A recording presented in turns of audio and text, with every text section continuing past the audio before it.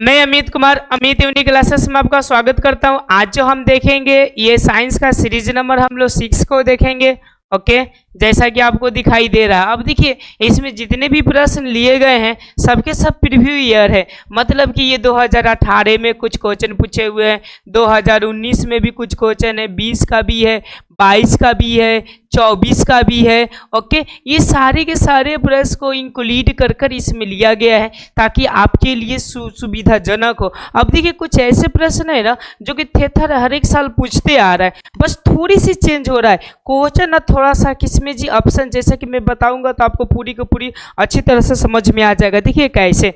Okay, तो मैं प्रश्न को यहाँ से चालू करता हूँ। ओके, ये सीरीज नंबर आपका क्या रहेगा, 6 रहेगा। देखिए क्या बोलता है 22वां प्रश्न कि ये विद्युत बल्ब के फिलामेंट का द्रव्य होता है। अब देखिए फिलामेंट क्या होता है, तो आपको दिखाई दे रहा होगा कि ये जो जल रहा है ना ये फिलामेंट है। ये कैसे होता है मैं यहाँ पर लाकर आपको बताता हूँ। ठीक है, जो ऐसे होता है ना ऐसे कर कर, ओके, इसी को हम लोग क्या बोलते हैं, फिलामेंट बोलते हैं, फिलामेंट बोल देते हैं। ओके, अब ध्यान दीजिए क्या चीज का बना हुआ होता है ये हमको बताना है। ओके, तो याद रखिएगा वो पदार्थ होता है टंगस्टन होता है जिसका प्रतिरोध बहुत हाई होता है। ओके, अब देखिए अब इसी से प्रश्न क्या करते हैं, थोड़ा सा ऐसी मतलब अलग करता है, जैसे नाइक्रोम के बारे में पूछ देता है। ओके, नाइक्रोम किस में यूज किया जाता है, तो याद रखिएगा जितने हीट करने वाले वस्तु है ना सब में नाइक्रोम रहता है। जैसे फॉर एग्जाम्पल हीटर हो गया, इस्त्री हो गई, इस्त्री का मतलब वो इस्त्री नहीं आयरन वाला बोल रहे हैं। ओके, समझ में आ रहा है आपको बातें को प्रॉपर। ओके,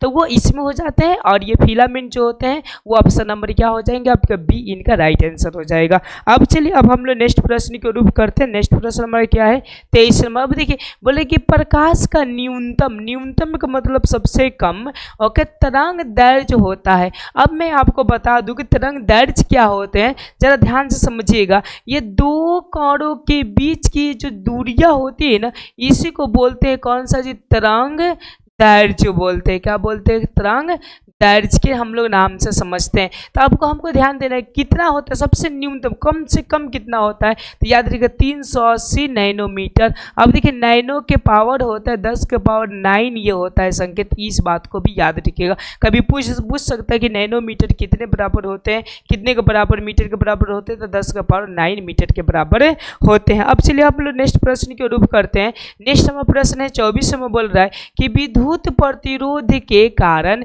चालक में उत्पन्न होता है।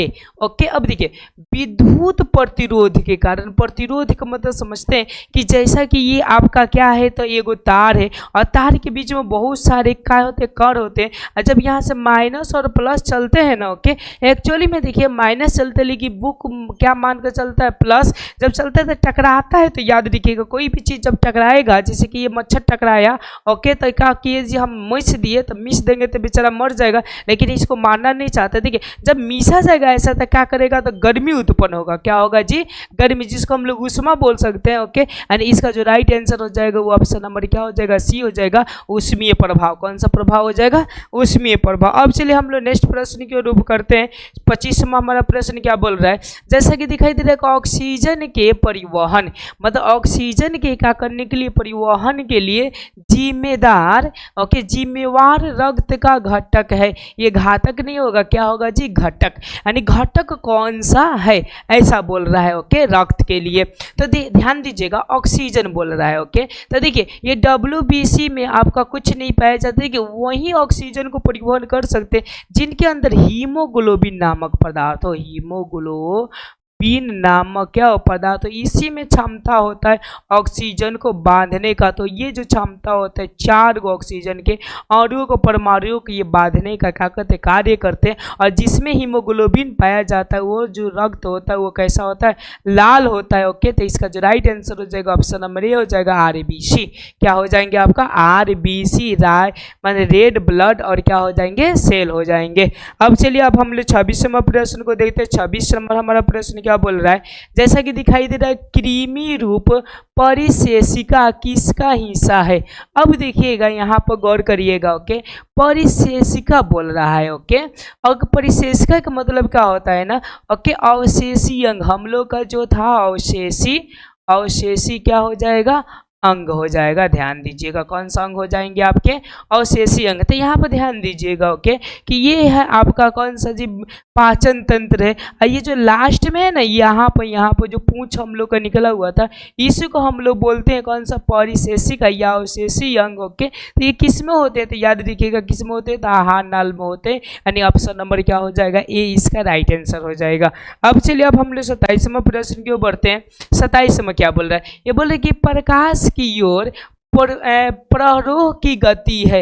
मतलब कि मान लेते हैं कि जब कोई किरण प्रकाश की ओर पौधा प्रकाश की ओर जाता है ओके, जब प्रकाश की ओर जाता है तब प्रकाश तो प्रकाश हो जाता है की ओर के अनुवर्तन कहते हैं। और दोनों को जोड़ देंगे तो देखिए ना ये हो जाएगा प्रकाशानुवर्तन। यानी ऑप्शन नंबर क्या हो जाएंगे डी हो जाएंगे। अगर जड़ ये देखिए जड़ कहाँ जाता है पृथ्वी की ओर जाता है तो इसको हम लोग बोल देंगे गुरुत्वानुवर्तन बोल देंगे। जब जल की ओर जाएगा तो जलानुवर्तन बोल देंगे। जब कोई रासायनिक पदार्थ की ओर भागेगा तो रसायनानुवर्तन हम लोग बोल देंगे ओके। आपको प्रॉपर तरीका से समझ में आ रहा है। अब चलिए अब हम लोग 28वां प्रश्न को देखते हैं। 28वां बड़ा प्रश्न क्या बोल रहा है, जैसे देखिए 28वां बोल रहा है कि किसके बचने के लिए माने किससे बचने के लिए आयोडीन युक्त नमक का प्रयोग की सलाह दी जाती है। मतलब क्या चीज से बचने के लिए, मतलब कौन ऐसा चीज है जो बचने के लिए हम लोग किनका ऐसी देते हैं सलाह जी, आयोडीन युक्त नमक का हम लोग सलाह देते हैं। तो देखिए यहाँ पर आपको दिखाई दे रहा होगा ओके कि यहाँ पर जो रोग होता है वो घेंघा रोग होता है। कौन सा रोग होता है जी, घेंघा रोग होते हैं ओके। ध्यान दीजिएगा तो हम लोग क्या डालते हैं जी आयोडीन। आयोडीन के मतलब हम लोग कह सकते हैं नमक। यानी इसका जो राइट आंसर हो जाएगा वो ऑप्शन नंबर आपका क्या हो जाएगा बी हो जाएगा। घेंघा रोग को रोकने के लिए हम लोग इसका यूज करते हैं। अब चलिए हम लोग 29वां प्रश्न को देखते हैं। 29वां प्रश्न क्या बोल रहा है, 29वां बोल रहा है कि मनुष्य में कपाल तंत्रिकाओं की संख्या होती है। मतलब देखिए ये मनुष्य है इनके कपाल में कितने तंत्रिकाएं होती है। और तंत्रिका के बारे में मैं एक बात और बता दूं कि तंत्रिका एक बार अगर मर जाए तो याद रखिएगा पुनः उसको उत्पन्न नहीं किया जा सकता। तो ये होते हैं आपके 12 जोड़ी होते हैं। यानी संख्या में गिना जाए तो कौ गो होते हैं तो आपके 24 गो होते। इस बात को आप हमेशा याद रखिएगा। अब चलिए अब हम लोग 30वां प्रश्न को देखते हैं। 30वां हमारा प्रश्न क्या बोल रहा है ओके। देखिए ये बोल रहे कि मस्तिष्क का कौन सा भाग में गंध पहचानने का केंद्र है। गंध का मतलब कोई हम लोग सुगंध होता है उसको पहचानने का कौन सा इसमें अंग है, ऐसा बोल रहा है ओके। तो ध्यान दीजिएगा इसमें जो अंग होते हैं ये वाले होते हैं ओके, ये सब भाग है ओके। तो ये मस्तिष्क के कौन सा भाग होता है तो याद रखिए अग्र भाग होते हैं। कौन सा भाग होते हैं अग्र। और इधर जो पीछे होता है तो लगभग ऐसा होता है जिसको सेरिब्रम के नाम से जानते हैं। जैसे देखिए मेरे पीछे इधर है ना ओके, तो ये आपका पीछे वाला तो सेरिबेलम होते हैं ओके, और ये अग्र भाग को सेरिब्रम बोलते हैं। तो याद रखिएगा इसका जो राइट आंसर हो जाएगा वो ऑप्शन नंबर कौन सा होगा बी हो जाएगा। यहाँ पर सुगंध सूंघने। अब देखिए प्यार मोहब्बत घृणा ओके, किसी से जलन, समझ रहे नहीं, सारे के सारे जो प्रोसेस है ओके यही अग्र मस्तिष्क करता है। लोग बोलते हैं हृदय ओके, लेकिन ये कौन सा करता है तो ये मस्तिष्क ही वर्क करता है ओके। अब चलिए अब हम लोग 31वां प्रश्न को देखते हैं। 31वां हमारा प्रश्न क्या बोल रहा है कि प्रथम मासिक धर्म का प्रकट होना कहलाता है। अब देखिए प्रथम मासिक धर्म का मतलब आप लोग समझते हैं कि जब पहली बार ओके मतलब मेरे ख्याल से 13 या 14 साल में ओके एज में लड़की को जो मासिक धर्म आते हैं मतलब रिप्रोडक्शन के लिए ओके, तो वो क्या कहलाते हैं। देखिए ना बहुत सारे लोग खुश भी होते हैं कि चलिए अब ये बच्ची जो है वो माँ बनने योग्य होगी। तो देखिए कई वो फंक्शन भी मनाए जाते हैं। फॉर एग्जाम्पल मैं राजस्थान का लूँ ओके, वहाँ पर जिस तरह को शादी में पैसा खर्च की जाती है ना, ठीक उसी तरह इनका भी फंक्शन क्या किसी तरह मनाया जाता है। ऐसा एक मेरे दोस्त से जानकारी हुआ के इनको हम लोग बोलते हैं मेनार्च बोलते हैं। क्या बोलते हैं, पहली बार जो मासिक चक्र आते हैं उसको मेनार्च के हम लोग नाम से जानते हैं। अब चलिए हम लोग 32वां प्रश्न को देखते हैं। 32वां हमारा प्रश्न क्या बोल रहा है, गौर करिएगा। ये 32वां हमारा प्रश्न बोल रहा है कि निम्नलिखित में से कौन कृत्रिम कायिक प्रवर्धन की एक विधि है। कृत्रिम के मतलब समझिएगा ऐसा कि हम लोग मतलब कि उसको काट कर दूसरे पौधा में जोड़ कर हम लोग क्या करते हैं जी, तो अलग अलग पौधा को फल उगाते हैं। जैसा मैं आपको आगे एग्जाम्पल दिखाऊंगा कि एक वृक्ष पर 10-15 गो फल ओके। देखिए तो कौन सा कलम लगाना, तो कलम भी लगाया जाता है ओके, दाब लगाना, कलम बंधन लगाना, इनमें से क्या हो जाएगा जी सभी इसका राइट आंसर हो जाएगा। अब चलिए हम लोग लोग 33वां प्रश्न को देखते हैं। 33वां प्रश्न क्या बोल रहा है, ये बोल रहा है कि निम्नलिखित में से कौन सी अधातु विद्युत का सुचालक है। अब देखिए अधातु बोल रहा है, तो देखिए प्रायः जो अधातु होते हैं वो विद्युत का कुचालक होते हैं। क्या होते हैं जी, कुचालक होते हैं। लेकिन एक ऐसा अधातु है जो कार्बन का अपरूप है। याद रखिएगा किन का अपरूप है जी, कार्बन का अपरूप है। ओके, तो दो गो प्रमुख रूप से होते, एक होते हीरा, एक होता है कौन सा, ग्रेफाइट होता है। ओके, तो ग्रेफाइट में इलेक्ट्रॉन मुक्त होते हैं, इसलिए क्या होते हैं, तो प्रवाह होते हैं। जैसे कि आप लोग ग्रेफाइट देख सकते हैं कि ये कलम के कट पेंसिल में होता है। ओके, तो इसका जो राइट आंसर हो जाएगा वो ऑप्शन नंबर क्या हो जाएंगे, बी इसका राइट आंसर हो जाएंगे। अब चलिए हम लोग 34वां प्रश्न को देखते हैं। 34वां प्रश्न क्या बोल रहा है, ये बोल रहा है कि सक्रियता श्रेणी में निम्नलिखित में से कौन सबसे अधिक क्रियाशील धातु है। अब हमको बताना है सक्रियता श्रेणी में कि ओके सबसे अधिक कौन है। ओके, तो याद रखिएगा जो सबसे अधिक होते हैं वो Na होते हैं, और ये तीनों के तीनों जो पाए जाते हैं वो H के नीचे पाए जाते हैं, तो ये कम क्रियाशील है, और ये क्या है तो उच्च क्रियाशील है। ओके, और एक बात बता दूं कि AU से ओके आपका सोना बनाए जाते हैं। सोना को हम लोग बोल सकते हैं कि आभूषण बनाए जाते हैं।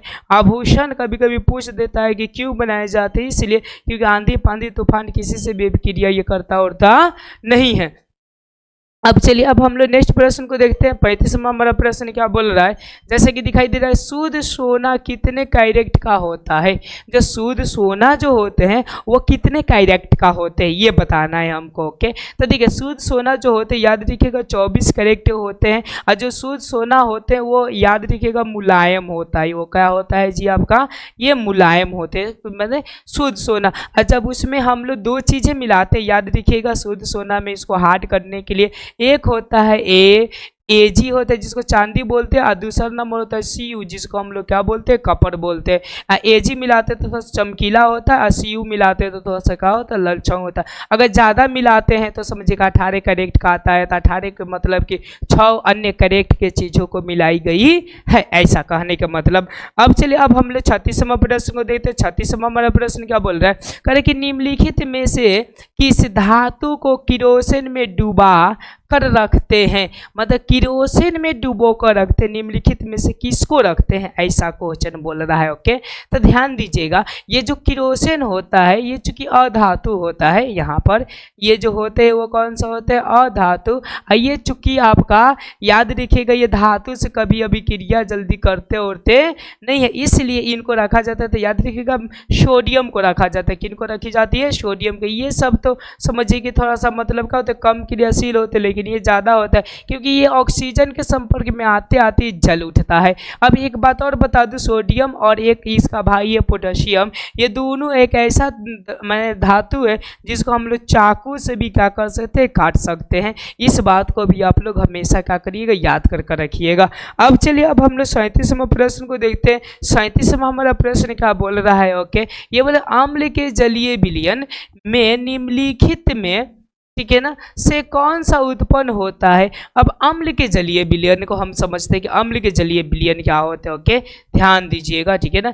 ये हो गए आपके कौन सा जी, तो ऐसा समझिए कि ये हो गया आपका, ऐसा समझिए। ओके, ये हो गया अम्ल, ये क्या हो गया जी आपका अम्ल, जिसको हम HCl बोलते हैं। ओके, अब इसके जलीय विलयन में क्या होते हैं, देखिए अम्ल में हमेशा H आयन होते हैं और भस्म में हमेशा क्या होता है, OH आयन होते हैं। इस बात को आप हमेशा याद रखिएगा। तो H आयन कौन सा हो जाएगा, ऑप्शन नंबर बी हो जाएंगे। OH जो बोलेगा तो क्षार बोलेगा, तो जब क्षार होगा तो हम लोग क्या करेंगे, क्षार वाले को टिक करेंगे। ओके, अब चलिए अब हम लोग 38वां प्रश्न को देखते हैं। 38वां हमारा प्रश्न क्या बोल रहा है, जैसे कि आपको 38 में यहाँ पर प्रश्न दिखाई दे रहा है, कह कि निम्नलिखित में से कौन सबसे सबल अम्ल है। सबल का मतलब कि सबसे प्रबल अम्ल है, ऐसा बोल रहा है। ओके, तो सबसे प्रबल अम्ल याद रखिएगा वो होता है HCl होता है, और इसका और दो भाई है, पता है आपको, ये एगो है H2SO4 भाई है, एक जो भाई है इसका ओके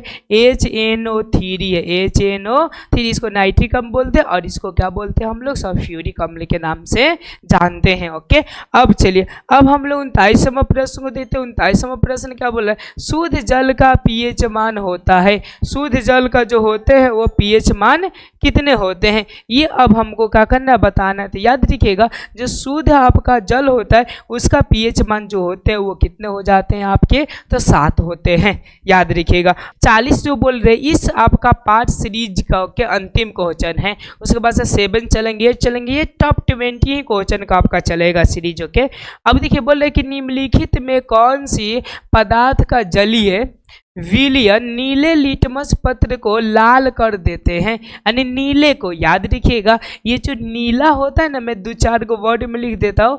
नीला जो होता है, नीला को हम लोग क्या बोलते हैं, क्षार बोलते हैं। ओके, जो आपका एथी होता है, यूँ समझिए कि लाल होता है, लाल को हमेशा हम लोग क्या बोलते हैं, अम्ल बोलते हैं। लाल को हमेशा अम्ल बोल देंगे और इसको क्या बोल देंगे हम लोग, क्षार को बोल देंगे। अब यहाँ पर हमको ये ध्यान देने योग्य बात है, ओके, समझिएगा ध्यान से, ध्यान देने योग्य बात यह है कि नीला से ये लाल कर देता है कि मतलब कौन सा हो जाता है, अम्ल हो जाता है। तो इसका जो राइट आंसर हो जाएगा वो अम्ल हो जाएगा। और नेक्स्ट ये जानते घुमा देगा क्वेश्चन, ओके, कि लाल से नीला हो जाता है तो क्या हो जाएगा, तो भस्म हो जाएंगे। इस बात को हमेशा याद, कुछ प्रभाव नहीं पड़ेगा, तो याद रखिएगा कौन सा हो जाएंगे, ये लवण हो जाएंगे।